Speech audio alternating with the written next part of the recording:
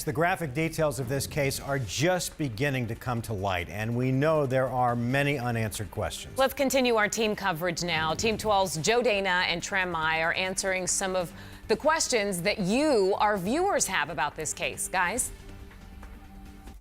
We've gotten so many comments and questions from you, our viewers. So, Joe, let's answer three big ones now. Betty McIntyre has a few questions about this woman and her history. She asked this: don't the parents notice changes in her? What happened to the first pregnancy? Why don't the parents move her to another place? And a lot of people are just wondering in general, is there another baby? Tram, that was our big question. We were so surprised when we were reading this notice of claim yesterday and we came to that detail. So here is what we do know. The county medical examiner said it is in his judgment, based on healed wounds on the victim, old wounds, that she was not nulliparous. That's a medical term. In other words, that this wasn't her first birth. Keep in mind, she had lived in Hacienda's care since she was 3 years old. Now, whether that means she previously had a stillbirth, miscarried, or had a baby, we don't know for sure. And in fact, the attorney representing this family tells me, while they acknowledge that's the doctor's opinion, he says, in his words, quote, "How certain anyone is of a prior pregnancy, I just don't know."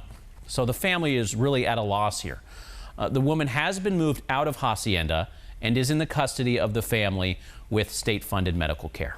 Now, our second question is in regards to Hacienda. Sherry Kidwell asks, how many other victims are there? Yeah, Trav, although there are allegations of mismanagement by Hacienda Healthcare, and Sherry asks an appropriate question there, we have no reason to believe there are other victims. Police have made one arrest, and they did not indicate they believe there is another perpetrator. The suspect had worked at Hacienda since 2012. And Joe, finally, Dr. Five Crows writes this: the family even requested only female staff look after her because they saw she was at risk for abuse. Awful. Yeah, you know, this is one of the big revelations from yesterday. The mother of this woman who was in such a vulnerable state, this woman unable to speak, and she was quadriplegic. The mom specifically requested that her daughter only have female staff members taking care of her. It is in black and white. There is a form that family members fill out where they check a box about that specific request.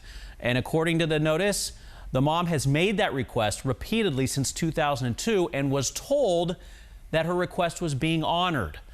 Now, evidence shows the suspect, Mr. Sutherland, spent over 800 shifts at night caring for the patient, often alone. This is one of the blaring, disturbing details that we're learning about this. Yeah, there are still so many questions. Joe, I know you and the rest of our I-Team will, of course, continue to dig into the facts of this investigation. Thanks so much for answering a lot of our viewer questions. We'll send it back to you. All right, guys, thank you.